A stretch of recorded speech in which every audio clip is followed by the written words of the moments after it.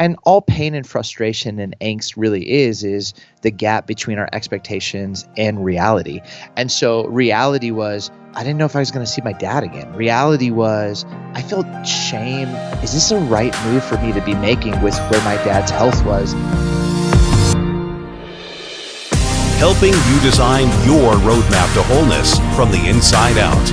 This is Win Today. And now, here's your host, Christopher Cook. Hey friends, welcome to the podcast. Thank you so much for tuning in this week. Welcome to the month of September. Guys, we are headed straight into autumn. I can't believe it, but I am here for it. I'm ready. Bring on the cool weather as far as I'm concerned. But anyway, guys, this week we're talking about the thing beneath the thing. You know, the deeper issue, the root cause of the surface level pain and anxiety all of us experience, and maybe you're experiencing today. And so this week, my friend Steve Carter joins us. He's an author, he's a pastor, he's just a well-spoken individual with deep thoughts and a lot to offer. He's joining us, and he's going to teach all of us how to identify and deal with the issues beneath the issues in life, how to recognize an overextension of pleasure that serves as a dysfunctional tool for coping with pain, and why most people miss what's really keeping them stuck. And guys, quickly, before we head into the conversation with Steve, if you're enjoying Win Today, please do share it. Send a text to a friend or a family member and invite them to listen as well, whether on Apple Podcasts, Spotify, iHeartRadio, YouTube, or wherever else you consume your podcasts. And then rate and review the podcast wherever you're listening. Here's why. When you rate, review, and share Win Today, guys, the listenership grows and we get to help even more people design their roadmap to wholeness from the inside out. Simple as that. So thank you for listening and for doing just that. Right now, my conversation with my friend Steve Carter on the thing beneath the thing. You're listening to Win Today. Steve Carter, what a thrill. Welcome to Win Today. It's been a long time coming. It has, man. I just love that I get to see you again. So fun. And I remember a few years ago, we chopped it up in the green room, and I was like, the questions that you ask, you're one of the best at it. And so it's an honor to be on the podcast with you. So thank you for having me. Yeah, what a joy, Steve. Take us back as we begin to the time you and your wife had just sold your home. You're on your way to California, if I'm not mistaken, got caught in a snowstorm. What happened? Yeah, so I'm leaving my grandparents' house, and we're driving back, 1994, I feel like Honda Civic, or so it's got my 9-month-old in the background. We're driving, there's a little bit of a snowstorm, and all of a sudden, this huge chunk of ice hits my windshield, and I kind of swerve. The little Civic begins to drift, and all of a sudden, cortisol just rushes through my body, and I'm like, Sarah. That's my wife. Somebody threw a chunk of ice at us. And so I do the dumbest husband move ever. I just flip a U-turn, pull the car over, get out of the Honda Civic. My wife's like, where are you going? I'm like, I'm going to go find him. I close the door.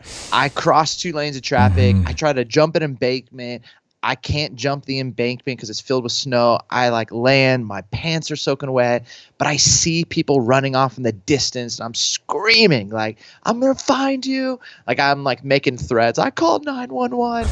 And this pathway basically leads to a suburban neighborhood, and I chase them down. I hear 3 doors down, a garage door close. I ring that doorbell.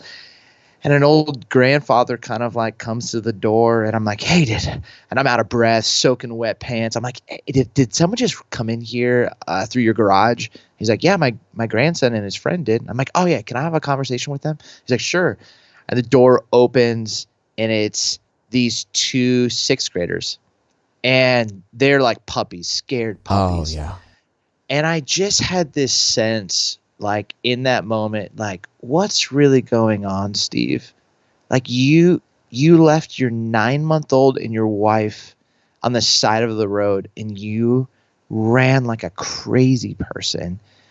And I just looking at these scared 6th graders, I just looked at them and just said, hey, nice shot. And I walked away.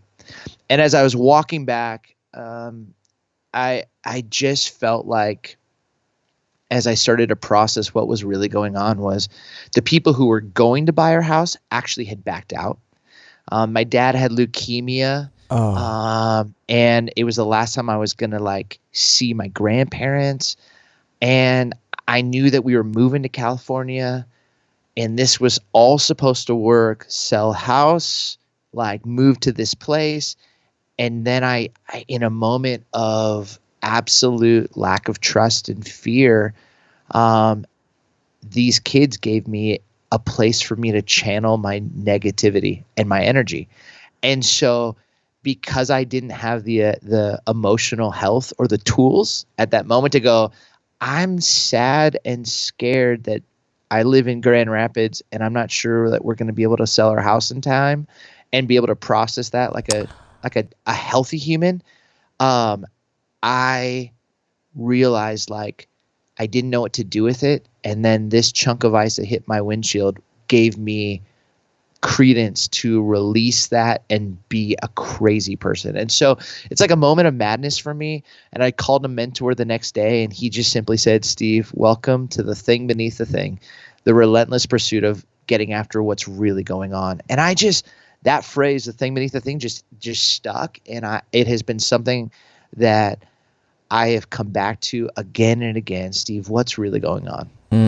The issue that you believe you're facing right now is real, it's valid, but the deeper issue, it's kind of like emotions. You know, anger is a secondary emotion. Well, what's behind the anger? Is it fear? Is it abandonment? Is it rejection? I just want to poke that box real fast, Steve. If we could go there, you know, you talked about leukemia, you talked about trying to sell the house and all these fears. Not to necessarily put a label on it this early in the conversation, but would you suspect it could be the fear of losing control of your life as you make a change? I'm just curious. Oh, 100%. Yeah, I typically have high expectations and am in control, and so I have like mapped things out. They're supposed to go a certain way, and all pain and frustration and angst really is the gap between our expectations and reality. And so reality was these people backed out. Reality was I didn't know if I was going to see my dad again. Reality was I felt shame. Like, is this a right move for me to be making with where my dad's health was? I felt like fear of what do my grandparents really think, you know, and just all of the stuff that was swirling. And here's the thing, you know, you use the word emotion. There is motion to our feelings. There is a push that it's going to move us somewhere. It's either going to move us towards greater health and wholeness, which is like what I love what your podcast is about, but it will either take us there or it's going to take us to places of unhealth or escape or release. And that's what that chunk of ice did. It led me to a place of release because I couldn't solve the issue of being out of control and I couldn't sit with it. I mean, it's circumstances that provoke these deeper conversations with ourselves. Do you think you would have uncovered the thing behind the thing had that not happened, or was the pace of your life going in such a way that you would have said, I'll deal with this later almost? I think I had up until that point been really, really good at managing my emotions without ever attending to them. So like I could manage like, okay, I'm a little stressed right now. So like, let's channel this to go work out or go take that out on something. But not actually tend to the issue at hand. This was the first moment that I was like, I almost lost it on a 6th grader and his friend. Like, who does it? I left my wife and my 9-month-old on the side of the road in a snowstorm. Like that, this is not normal. So something, this felt like 2 clicks probably out of character for me. And I think it just got me to go, oh man, what's going on? And I think at my pace of life, when you know you're moving, you're going to goodbye parties, it's already emotionally tough. Like you're selling, you're moving cross country. There's so much in it. And I'm typically be kind to yourself. But this, I think when it wasn't going the way that I had planned it, I didn't know what to do with that. and I couldn't manage that. I couldn't, and then my expectations became profoundly unrealistic because they were so far from actual reality. Well, this is it. And guys, again, today we're talking about really the issue behind the issue that's driving your life, the triggers that are driving you toward insecurity. And so, Steve, not being aware of the deeper issues, I believe, are reasons so many people blow up their lives. I think about, as a case study, a couple. Number one, Bill Clinton with Monica Lewinsky in the White House, as well as Tiger Woods years ago when he crashed his car with the DUI and fired his staff and all that. I mean, these are deeper issues that we're unwilling to allow to come to the surface. Number one, would you agree? And then if so, what's the bigger principle? And we're going to unpack this in a greater way, but what is this underlying principle as we move on? Well, let's stay with sports because I love sports. Did you see the Tiger Woods documentary that came out? My brother-in-law, Tiger. Listen, I don't have HBO Max, and so if anyone's listening and wants to hook me up, you know how to get a hold of me. But I as soon as I saw the trailer, Steve, I was like, oh, I got to do this because The Last Dance about the Bulls rocked my world. Yes. Even for a Detroit boy. Yes. Well, dude, I'll tell you this. Yeah. What's amazing about Tiger, and I'm not as familiar with Bill Clinton's childhood, but so Tiger grew up with his dad and his buddy who would golf all the time, and they had this Winnebago that they would bring out to the golf course, and Earl, Tiger's dad, and Tiger's dad's buddy would use the Winnebago to hook up with girls. So Tiger watched this happen, and there's like these old cameras, like old like footage of like 6-year-old little boy innocent Tiger putting, and you see the Winnebago in the background. But Tiger grew up in a very conservative, you do not do this, you do not. And I think the cognitive dissonance for Tiger going, Dad, I know what you do, but now I'm being shamed for what I do. And also being trained, this is how you release your issues. And really what Tiger was being trained was don't get caught. Don't get caught. So I think what we find is so much of this is untended to wounds that many of us have carried because of our homeostasis, like our family system. Yes. And I always say, when you get married, it's like your spouse holds up a mirror to your beauty and brokenness. But then when you have kids, they hold up a mirror to your parents, your own personal childhood's beauty and brokenness. Because you're raising your kids and you're like, oh, that's not how Dad did it for me. Or that's not how we did it. We did not eat meals together at the table. So this is all new territory.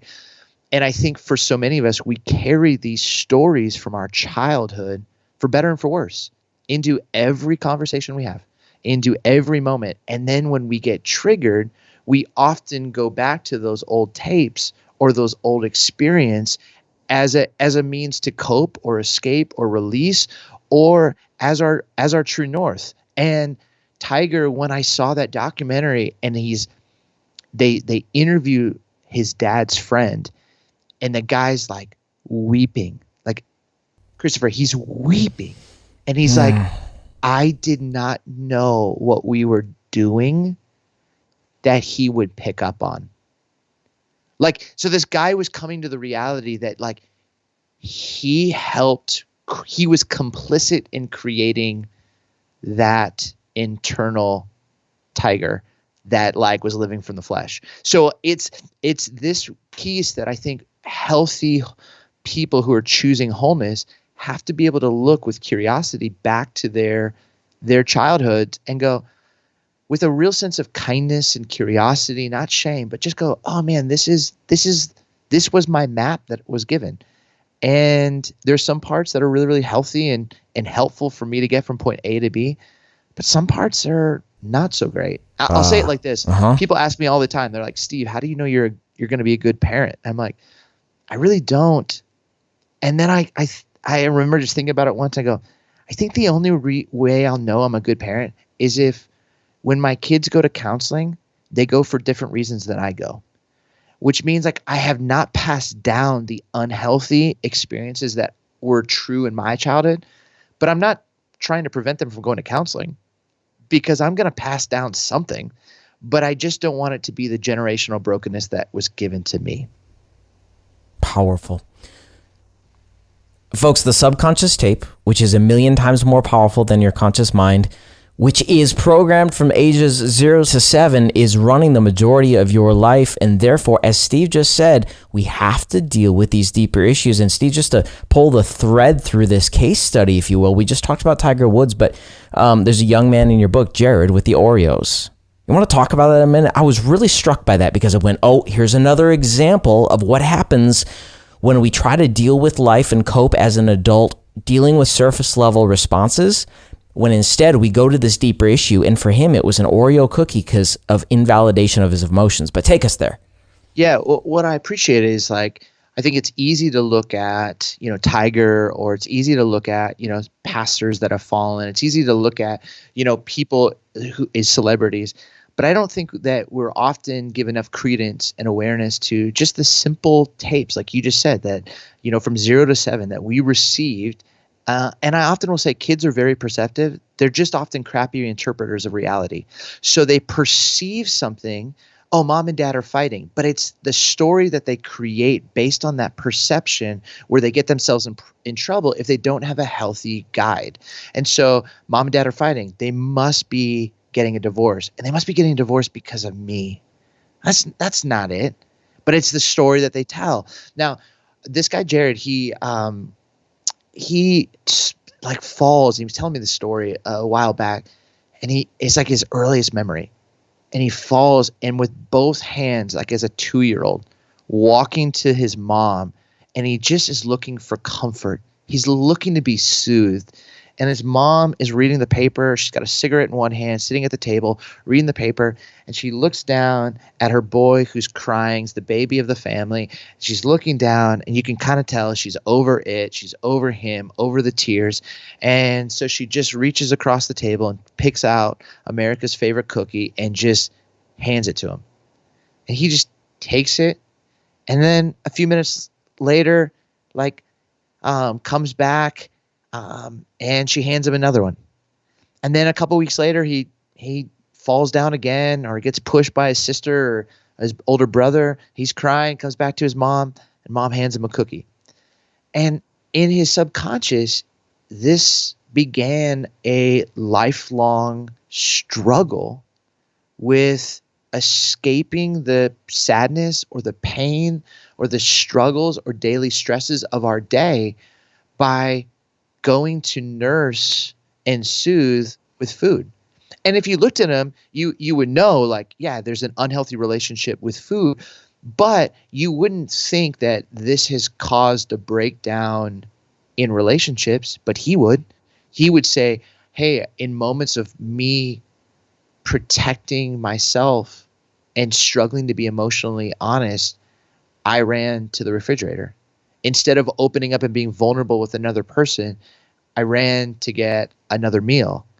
And that was just what he was taught to do. And so until he could actually realize those tapes, realize the map that he was given, and recognize this isn't what I want, this isn't working, this is actually affecting the best life. This is affecting, to your audience, like winning today. Yeah. Like, I've got to honor this truth, and I have to honor this reality, and I've got to do the work that's actually going to help bring a newfound sense of wholeness.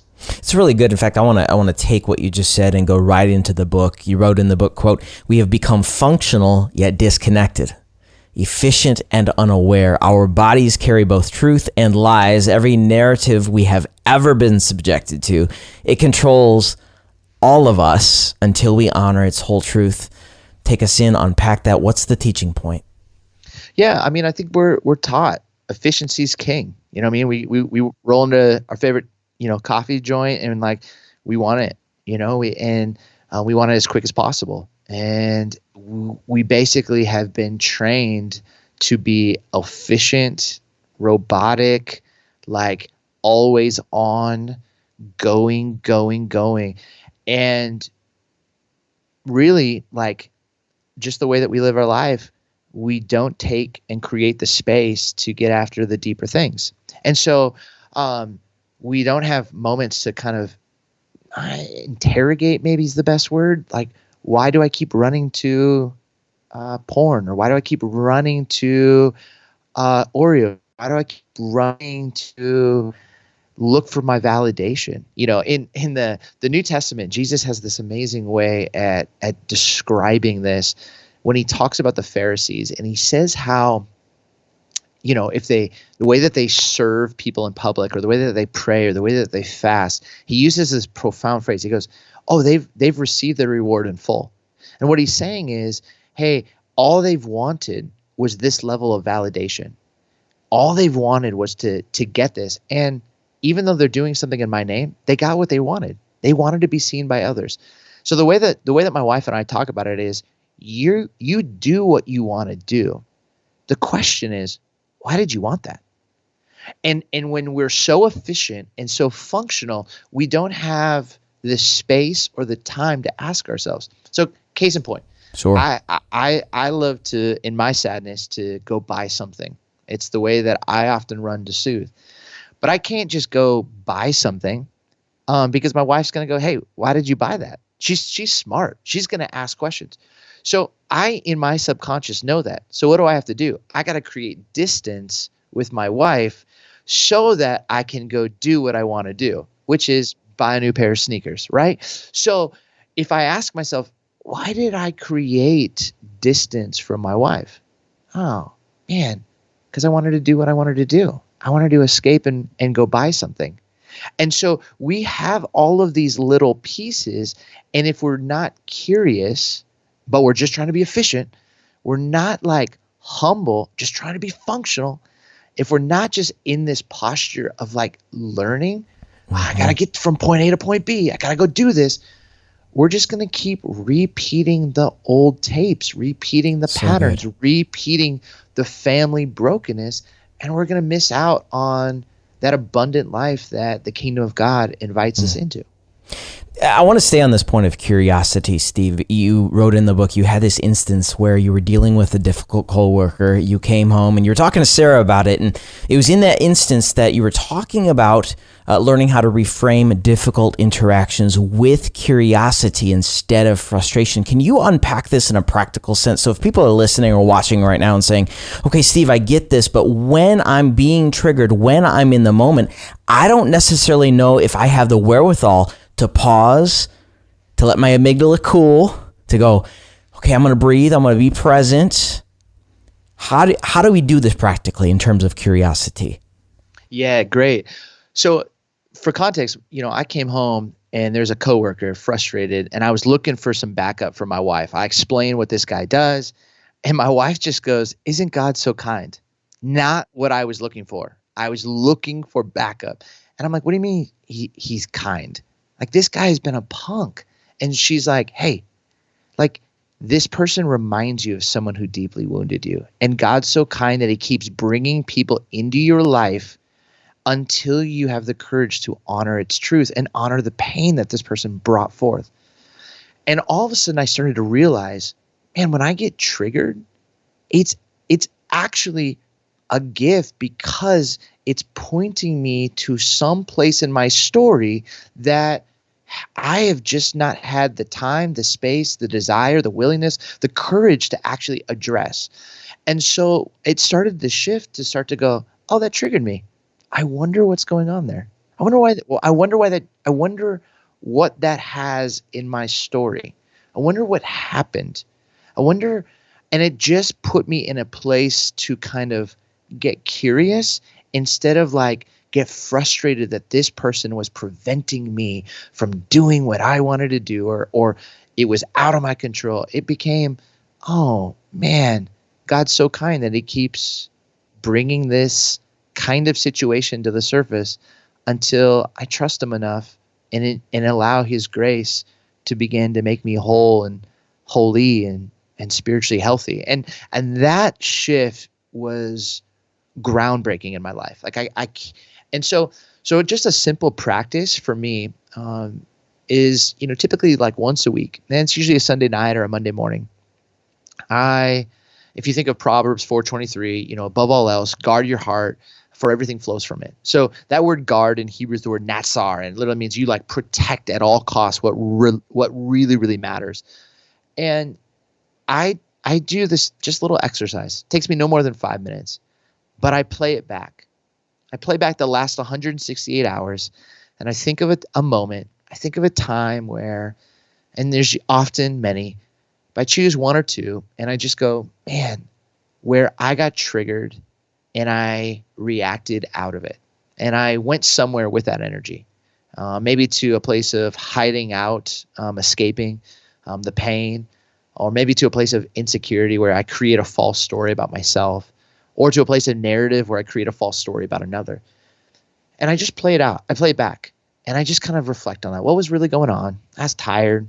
This person said something. Okay, what's underneath that? What's beneath that? What's underneath that? And after I spend some moments, then I think to myself, in this next week, because of God's kindness, I'm probably going to run into a similar situation. So now let me play it out. And let me just imagine myself in that same situation. I hadn't eaten. I had bad sleep. And let me imagine that Jesus is beside me as a great coach, just going, hey, how would you coach? How would you walk through this if not shame or worry or fear or stress or competition or comparison or envy was really guarding and guiding your life? Like what if love? What if peace? What if grace? What if freedom? What if that was actually like at the core of you? How would you respond? And all of a sudden I just imagine and I visualize like what that could look like. So I play it back, I play it out, and then the last two I think about is I play it smart. And what I mean by that is if everything flows from my heart, I think so many of us in this efficient yet disconnected life, we're not refueling our heart. So I think about in this next week, what am I going to do to make sure that I'm giving proper energy, proper attention to what's really going on and going to fuel my heart. And then I play it back, play it out, I play it smart, and then I play it honest. And it's me just committing to say, I'm going to be emotionally honest. I'm not going to hide. If I'm sad, I'm sad. If something didn't go the way that I wanted to, I'm going to be honest about it. And just this sheer commitment to emotional honesty, which I think is hard for many of us, in our 20s and 30s and 40s. I mean, I think we've been taught just be nice, just stuff. But I think there's this moment to say, I'm really sad. I'm really frustrated. And to really be able to name that, but also say, I'm not going to live from that place. But if I don't name it, there's probably a good chance I'm going to live from that place. I'm really just struck right now because one of the questions I wanted to ask you was really what did it take for you to become in touch with your body, your feelings, and your sadness? And that's straight from your book, of course. But what I heard you say here is play it smart, play it honest. Would those sort of be the keys to doing that? And how would you encourage the listeners to engage with the same in their own lives? Yeah, no, I think it's very, very true, and I think for many of us, we've been taught to have unhealthy escapes, right? Because that's the way that we cope. And I think there's been almost this myth and lie that if you take care of yourself, you're being selfish. And I just don't think that is true. I don't think that's healthy. I don't think that actually leads to the best version of you. I think it prevents you from winning today. And so for me, like I am relentless in healthy escapes. Like what's going to be a healthy escape? What's actually going to bring joy to my heart? That's what the great revelation and revealer of 2020 was for me, was when all of my healthy escapes were taken. I was like, oh my goodness, like no sporting events, no eating at restaurants, no actual like vacation or travel. Like a lot of the things that like that's what I did to have these almost Sabbath moments or healthy escapes, that was taken. And I realized, what now I even have more. I have to sit in the sadness, or sit in the vulnerability, or sit in the reality of what actually is. And so I think if I can just be an encouragement, if you love to hike, you should hike. That's a really that I remember a friend of mine, she was going out on a date with her husband, and her little boy walked up and said, "Mom, why are you leaving?"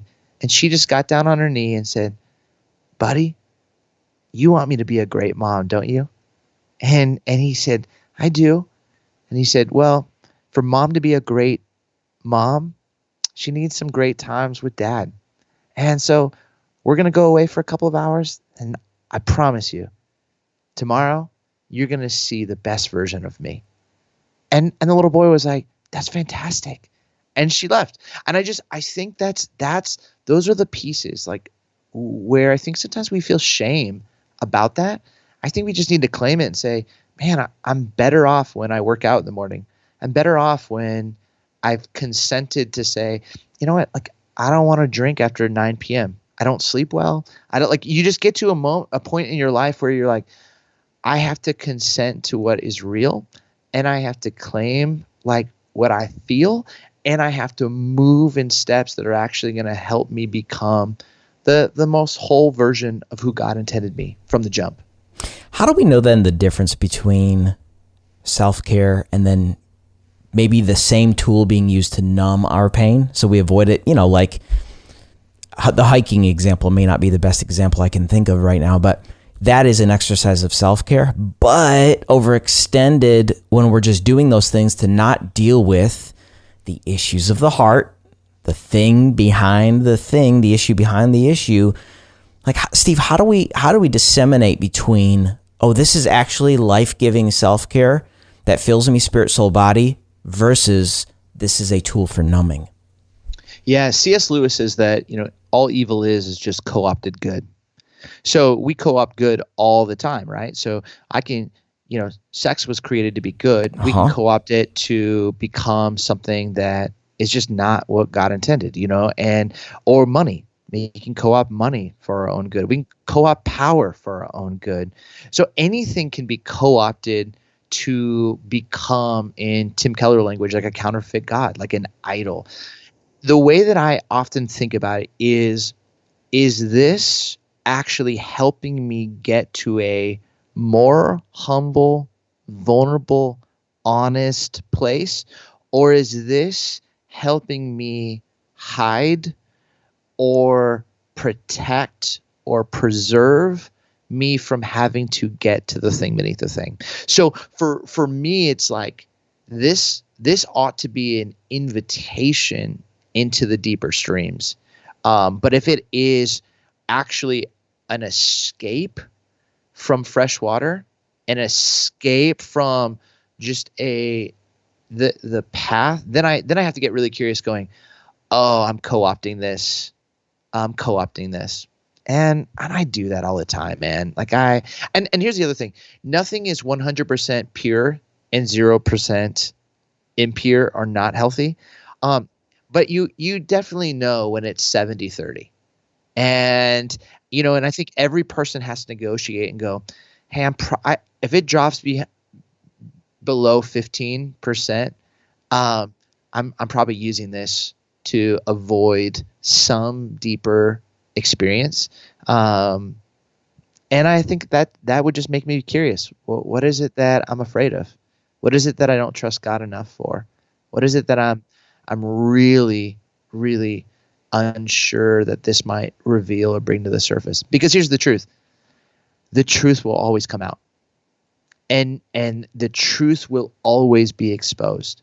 And nobody wakes up one day and goes, Christopher, today I am going to train wreck my life. Today's the day that I blow everything up. Right? Yeah. Here's the day that I destroy every ounce of integrity and relational good that I've ever done. But it's just these subtle choices where we chose not to be curious, and I think allowed shame and secrecy and the old tapes to take over.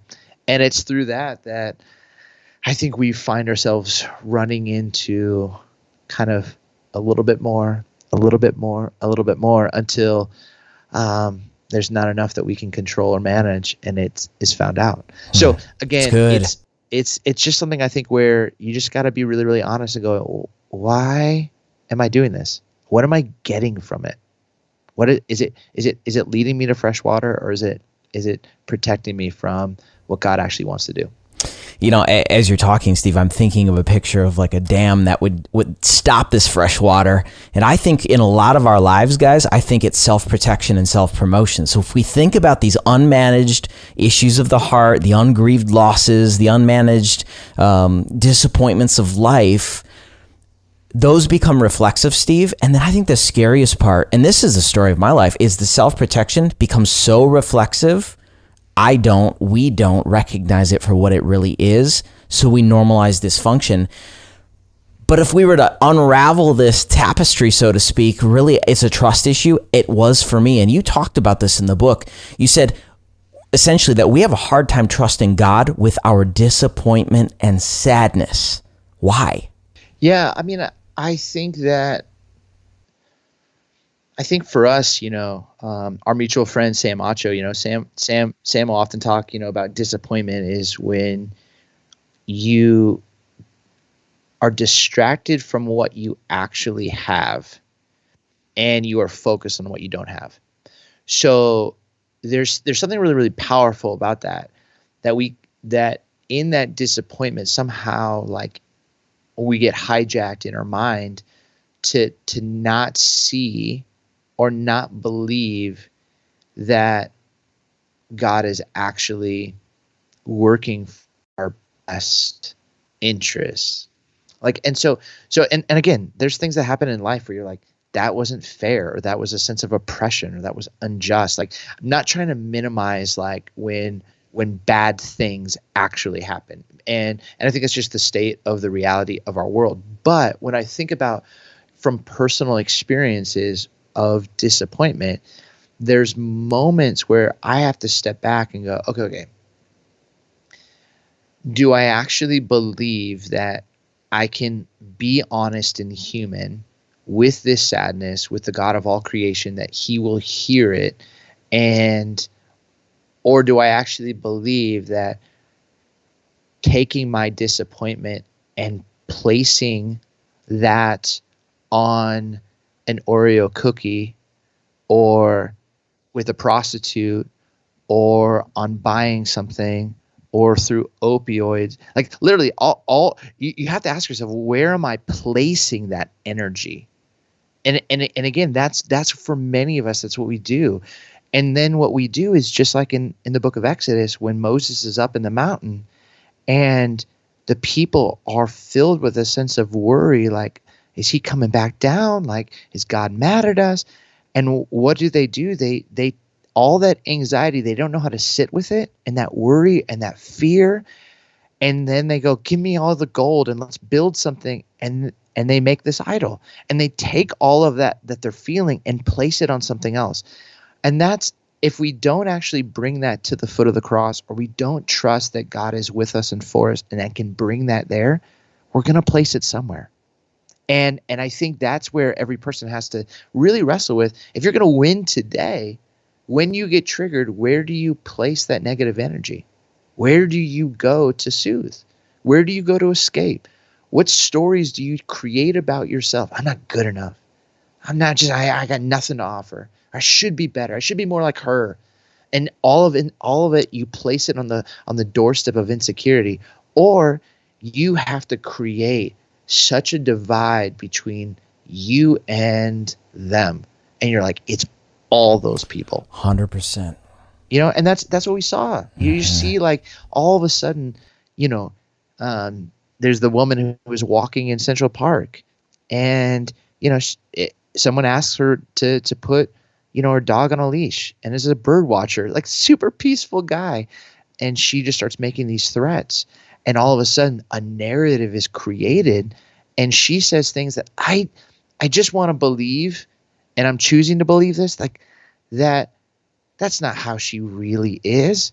But all of a sudden fear takes over, and she said things that were in the darkest recesses of her heart that she had not attended to. And it came out, and it was captured.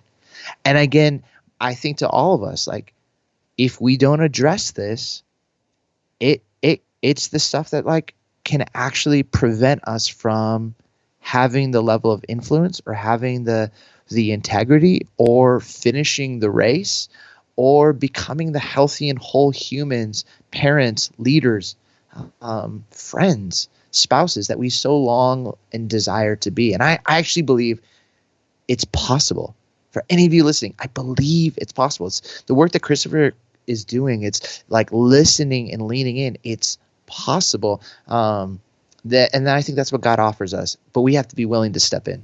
It's so good. And again, guys, today we are talking about The Thing Beneath the Thing, which happens to be the title of Steve's brand new book, which is available right now, wintoday.tv/episode 255. But Steve, here's where I want to dive in, because this is where we've been sort of dancing around in our conversation, because I want you to take us into the discovery you made that changed how you relate to yourself. Thing is an acronym. It's triggers, hideouts, insecurities, narratives, and grace. Thing. Set us up. Teach this out. Yeah. So I remember just one day walking, and after that moment in Grand Rapids, after my mentor said, "Hey, welcome to getting after the thing beneath the thing, the relentless pursuit of what's really actually going on." Yeah. I just used that phrase, and I just stayed curious. And I remember like 6 years later walking one day, and I just was like, why do I do the things I do? I felt like, very like quoting Paul, the thing I want to do, I do not do. The thing I hate, I do, and I just started almost playing it back, and I realized, oh, I got triggered there. And I started to realize when I get triggered, and it's like a joke that a comedian will do. It's like they're trying to set you up and take you somewhere, and all of a sudden, in the moment's notice, when you're over here, they turn it, flip the script, and now that dissonance is humorous, and you're like, oh, that's amazing. And it literally it just catches you off guard. The same thing happens when we're driving, and all of a sudden somebody cuts you off, and you have to swerve. And all of a sudden, just that one moment, you're like having a peaceful moment in the car. You got your coffee, and just that one action just trips you up. And all of a sudden, this rush of energy, negative energy, toxic energy within you is like looking to be released. And so what I found was when we are triggered, it's the setup that sets us off, and it's going to go somewhere. And what I found was it's typically going to go to 4 places. The first place is just the hideout. I'm going to go find a hideout. And, the man and the woman, Genesis 3, they hear God walking in the cool of the day in the garden, and they go and hide. And God says, where are you? And I think that was the first game of hide and seek, and we have been masters at hiding out. And it can be, in the man cave, it can be in work, it can be in good things that, again, we've just co-opted to nurse and soothe and escape those triggers and those pain points. So we have to really be honest. What are those hideouts for you? It might be too much wine. It might be too much Netflix. It might be a plethora of socially acceptable and socially unacceptable kind of things. And so for me, it's the triggers are going to set us. It's the setup that sets us off. We go to hideouts. The second one's insecurities. And that's the false stories we tell about ourselves. And I don't mean it's just powering down like I'm nothing, I'm so lame, I don't have what it takes, which is a full version of insecurity. But some of us, when we're triggered and the insecure thoughts come, we don't power down, we power up. And I got to gain control of this moment. And she said that to me. I got to go right at her. And I got to get defensive, and I got to get prideful, and I got to put her in her place. Or I got to put him in his place. And all of a sudden, that's insecurity. We just have this ability to either power up or power down. And it's all based on a false story that we've created about ourselves. Or we get triggered, and it's the setup that sets us off to create narratives, false stories about other people. They always do that. She's always like that. Yes. He'll never change. Those people. And I always love to read Esther chapter 3 backwards. And the end of it, the last verse just says, the king and his right-hand man sit down for a drink while the whole city of Susa was bewildered. Which makes you ask the question, why are they bewildered? And if you just read it all the way backwards, almost like Memento style, the movie Memento, you find out this right-hand man has basically got the king to sign documents for a massive genocide of the Hebrew people. But you're like, why? Why would this happen? Mm-hmm. Well, because whenever this right-hand man ever went somewhere, everyone would kneel and praise him and bow and honor. But not one Jewish man named Mordecai. He's like, I'm not doing that. And this right-hand man was like, couldn't deal with that, couldn't talk honestly and openly about that, and said, it's not just this guy that's going to die, but all of his people. And so what I came to realize is like, there's got to be a better way. And the better way, in my opinion, is just this getting curious and going, wow, this trigger might be an opportunity for grace to actually enter in. And grace is just the gift that and John Wesley had a great scholar. He had this thought of like sanctifying grace, and that was like that grace that makes us whole and holy and spiritually healthy. And I just realized, like, man, the more curious, the more I invite God and the way of Jesus and the Spirit in, the better chance I can have to being the healthiest human, the healthiest disciple, the healthiest father and husband. And so for me, I realized, like, I get triggered, yes, but I'm going to try and not run to hideouts, insecurities, and narratives, but I'm going to try to invite more of grace in and watch what God does through my brokenness. I'll end with this, because I think Ruth Bell Graham, Billy Graham's wife, when she passed on her tombstone, had her name, had like the date of birth, the date she passed, and then underneath it just said, construction completed, thanks for your patience. And I thought that's so beautiful, because we're all pieces of work. We're all under construction. And she understood it. This side of heaven, we are just in this renovation. Mm-hmm. And how do I have patience for myself, but also how do I have patience for others? And trusting that God, who began a good work, is not going to stop anytime soon. That's so rich, Steve. So rich. How does identity become insecurity then? Well, I mean, if your identity is not grounded in love, so you will live with integrity to where you find your identity. So there's a lot of people who can sing songs that God is love. Hey, can I slow you down? Say that again, because people need to hear what you just said about integrity. You will live with integrity to where you find your identity. Whew. So where you, if you find your identity in like what you do, you'll live with integrity, because you will perform and crush and build, because that's where you find your identity. So you will live with integrity to where you find your identity. Let's say that that's based in shame. You'll live with integrity towards shame. Let's say that it's love, and it's actually God's love, and that you are a beloved child of God. You're going to live with integrity, and like the decisions you make are not going to be reaching or achieving, but you're actually going to be able to sit with disappointment. You're going to be able to sit with success. You're going to be able to sit in sadness. You're going to be able to identify why you do what you do, and not like look down from a spirit of just anger or frustration, but almost being kind to yourself and believing that, oh, God's not done with me. God is going to do a new thing. This is a part of what it means to be a new creation. There's a band called Brand New, and they had this album, and not believers, but the whole album is them like really, the lead singer Jesse is like wrestling with like this new self and old self, like just like this flesh wanting to like make decisions. And he has this great line. He's like, Jesus Christ, what did you do those 3 days you were dead? Because this problem's going to last more than the weekend. And I thought that was such a profound line. And just the sense of, when I find my identity in my past, I'm going to live with integrity to it. But I find my identity in what he did for me, man, I have a better chance of just seeing things as God sees them, not as I see them, not as my pain sees them, not as my shame sees them, not as my worry sees them, not as my parents saw them, but as God sees them. And that's the hope.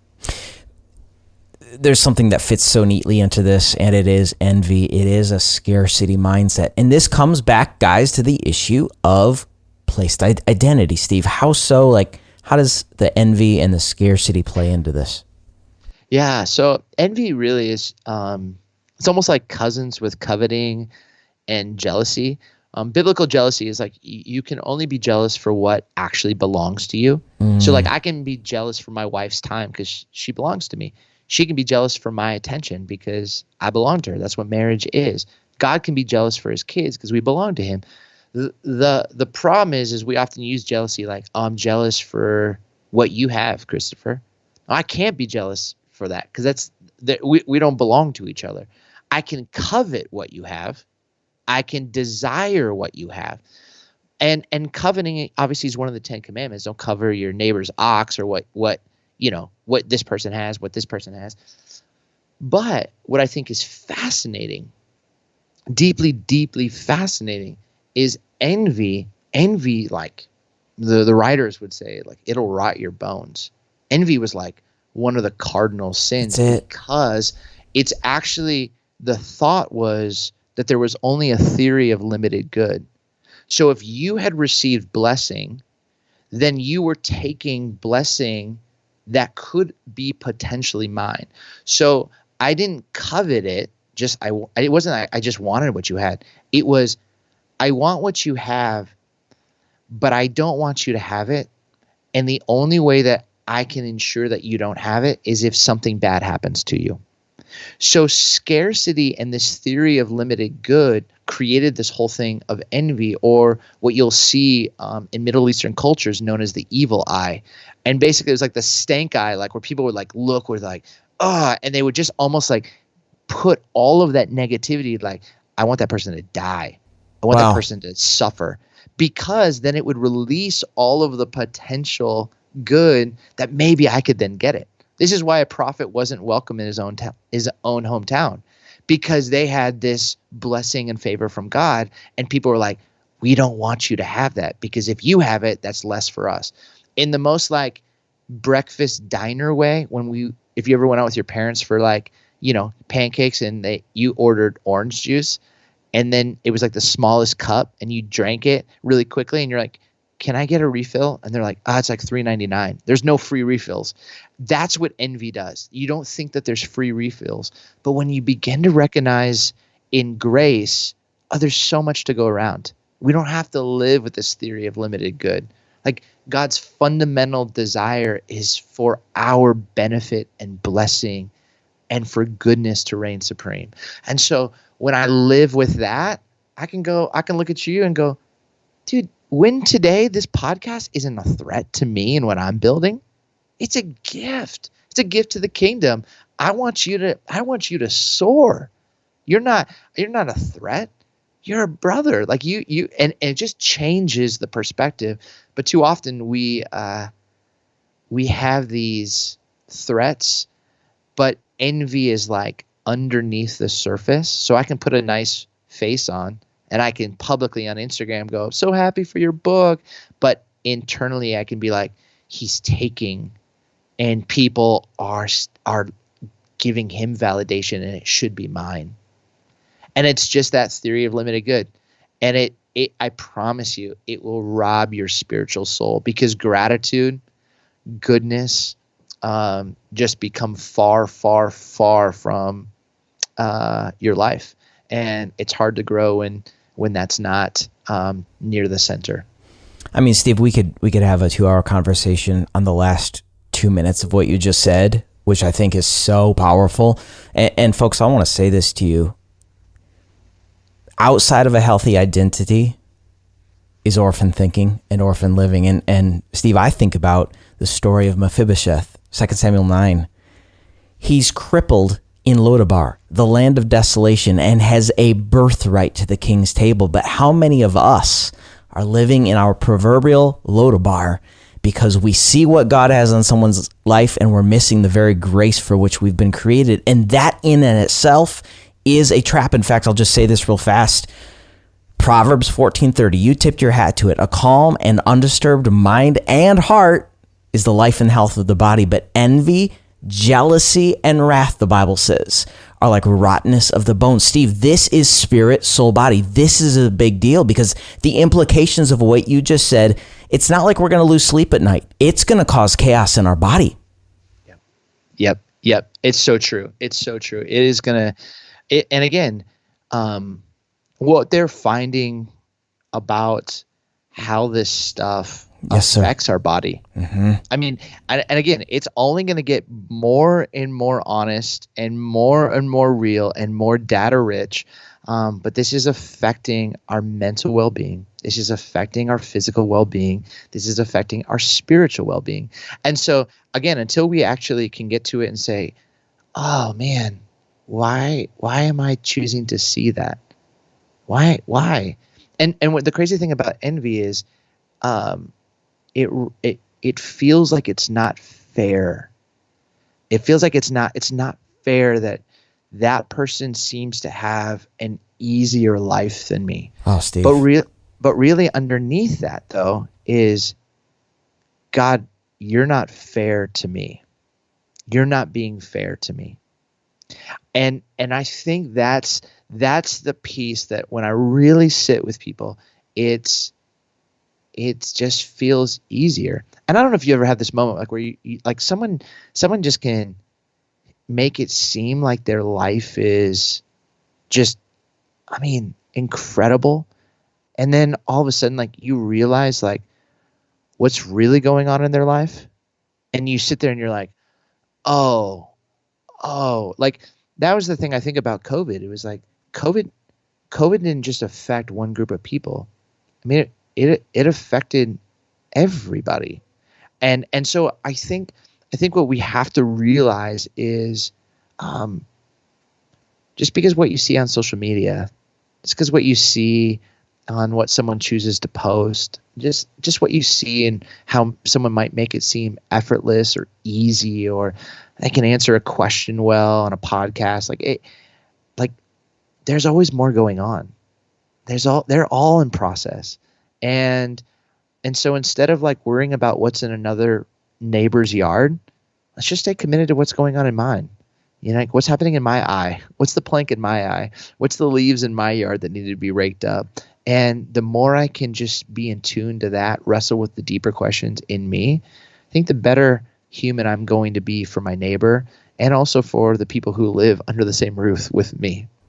I love how you brought us full circle in this conversation, because really the issue of hiding is because we say, I don't trust you, Lord. I don't trust that you actually have your hand on my life. I don't trust that identity and provision is available for me. Therefore, like Adam and Eve, I'm going to hide, cover myself, take care of myself, which then also says, I'm not going to trust you with my disappointment and sadness. Exactly where we began. So, goodness gracious, Steve. I mean, I could do a whole podcast series on this with you.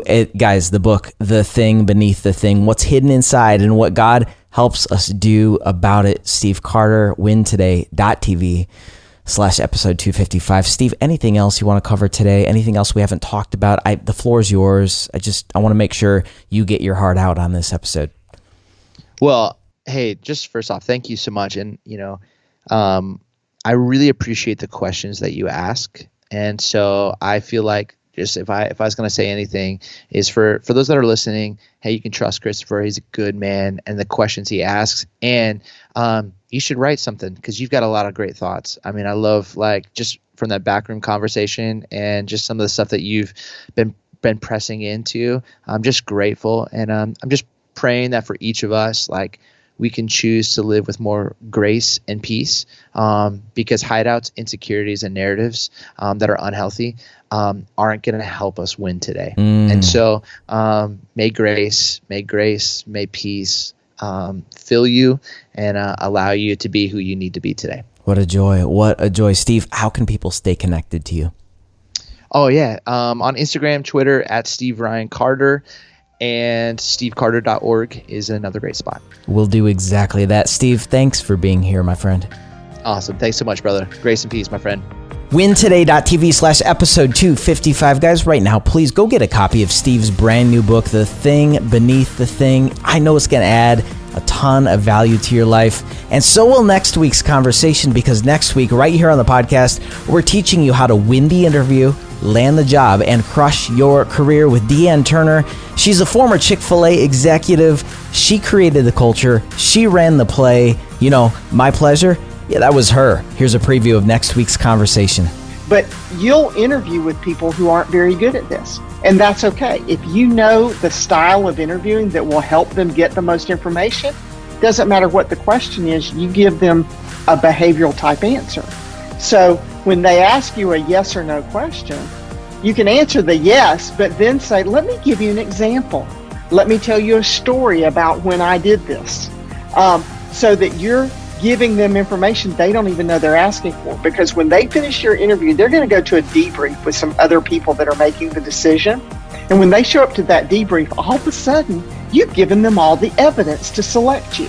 You've given them the stories they didn't even know to ask for. So I'm giving good information on how to handle a skilled interviewer, but this is also great if you end up in one of those interviews that somebody's not so great at it. You still can use these principles to give them the information that'll prep them for the decision that they need to make. If you're on the job hunt, if you're in the interview process, you do not want to miss this conversation. Again, next week, Deanne Turner from Chick-fil-A. Thanks again for joining the conversation this week right here on Win Today. I believe people just like you should be able to live successful, meaningful lives, and that's why I want to invite you to join the inner circle of readers on my email list who get weekly, well-researched self-improvement tips. So right now, go to wintoday.tv to sign up. It's absolutely free. And lastly, whether you're a new listener or have been listening to the show for a while, I'd really appreciate your rating and review of Win Today on the Apple Podcast app. So right now, will you write a short, honest review? Doing so helps expand the listenership of Win Today, and that would mean a ton to me. Thanks again for listening today. I hope you have an awesome week. We'll talk to you again really soon. Bye-bye.